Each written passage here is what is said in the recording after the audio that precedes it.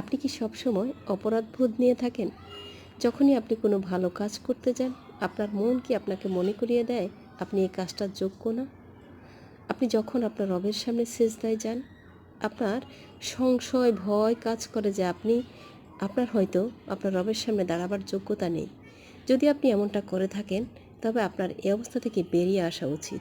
কেননা পরাধীনতার শৃঙ্খল গলায় নিয়ে কখনোই স্বাধীনতার সুখ ভোগ করা যায় না।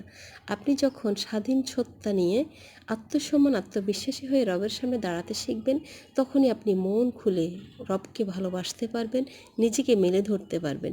পরাধীন হয়ে কখনোই আপনি সে সুখটা পাবেন না। তাই বিশ্বাস করুন, আপনার কিচ্ছু হয়নি। আপনি আবার একটা নতুন জীবন পাচ্ছেন।